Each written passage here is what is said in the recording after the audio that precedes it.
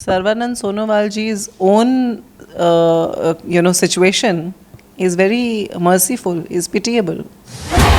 Still, they are buying MLAs, MPs everywhere.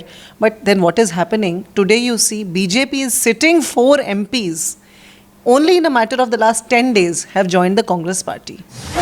The BJP is today looking away from people's concerns. Manipur is a burning example.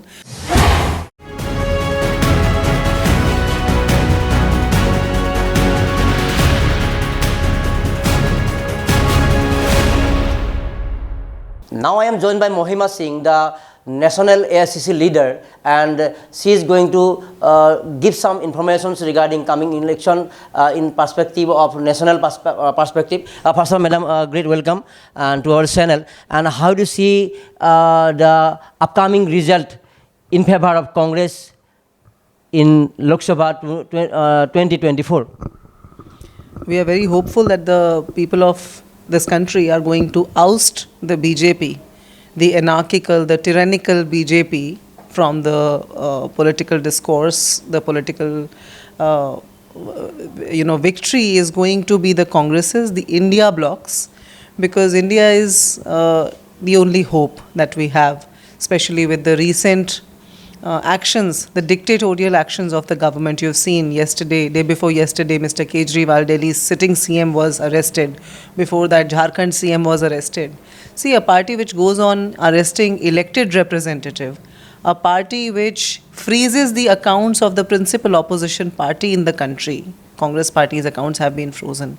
A party which receives 8,000 crores, the major chunk of the electoral bonds, and then submits before the public that we have not maintained any records of that money, that public money.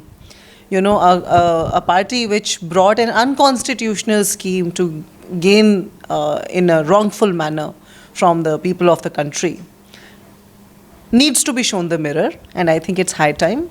India Alliance is going to do that. Congress party is going to lead the way ahead. Unconstitutional something blah blah. You have been speaking since 2024, but after 2024 it was 2024, 2016 in case of Assam, it was 2029 where BJP increased their seats by every year actually, and you have to if you have to win the election, you have to get the vote of public.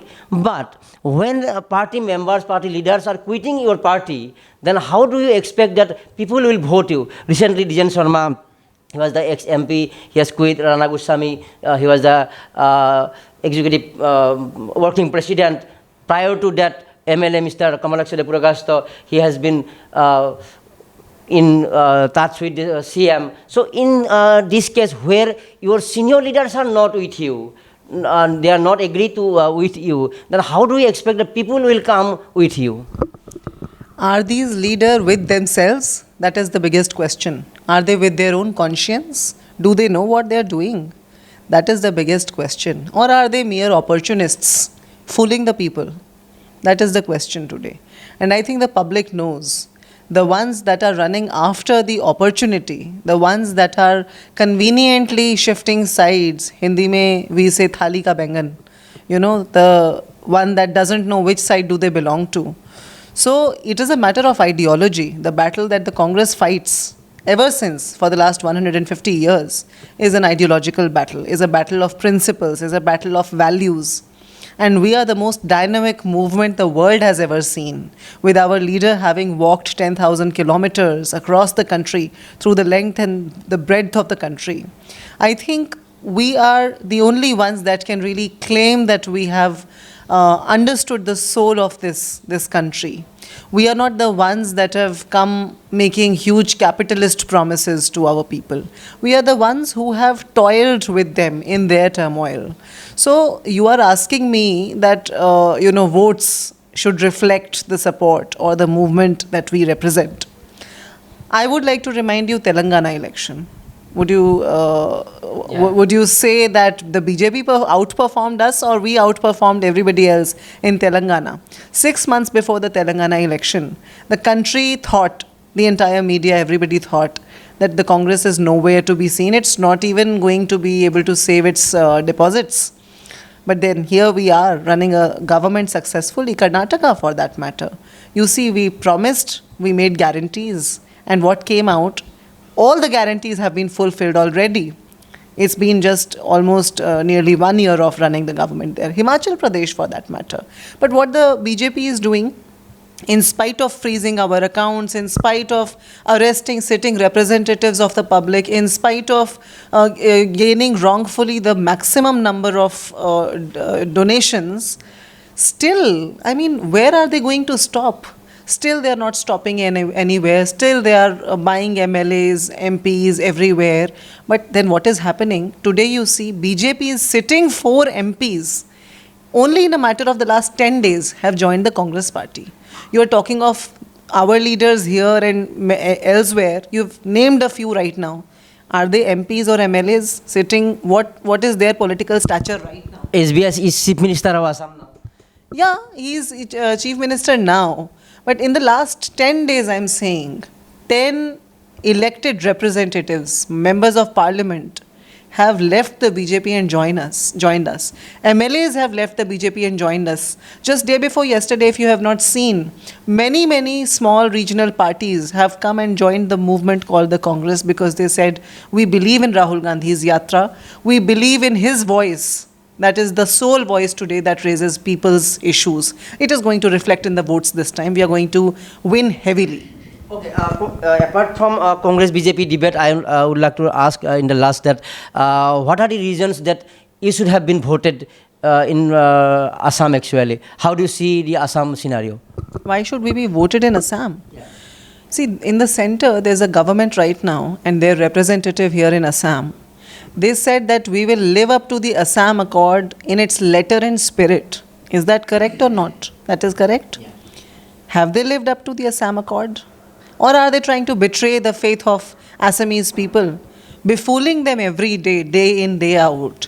Promising them huge projects, thousands of crores of projects. But not opening their mouth on Assam Accord, on CAA. They have actually backstabbed the people of Assam. You see, there are movements after movements going on. 6 lives were lost. But what we see is the government looks away. It is in denial. It refuses to recognize, like the pigeon that shuts its eyes and says, there is no cat in front of me, I'm not going to be hunted. Same way, the BJP is today looking away from people's concerns. Manipur is a burning example, burning both literally and metaphorically. For the last almost, 10 months, it's going to be a year in May, but the government refuses to look at them. Ladakh, for that matter, you are talking about Assam, but start from Ladakh, go to Kanyakumari. Every state, there is an anti-incumbency state of affairs, and the people are totally fatigued with their way of governance. So Assam is no different. Assam has been backstabbed by the BJP, and Assam will give a befitting reply to the BJP. Okay. In the last, after your answer, I have to ask one question, and I have to remind one act, that is IMDT Act, and I have to remind one answers from Mr. Sarbananda Sonowal. He is the current Union Minister, and he was the ex-Chief Minister of Assam. In a recent interview, he said, when he was asked regarding the car, that will you face the car protest in your election campaign, then he said, it was Congress who introduced the IMDT Act, and IMDT Act the only source which paved the way for the infiltrators or the foreigners. But car means not, it's not a, though opposition parties are saying that crores of people should come and they will finish our identity. But it was IMDT Act which actually paved the way for the infiltrators, for the foreigners. And then after his fight, it was demolished in the fight in the Supreme Court.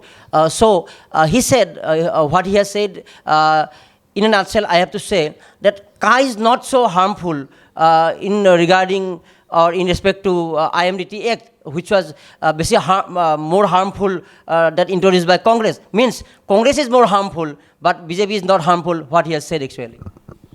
Sarbananda Sonowalji's own situation is very merciful, is pitiable.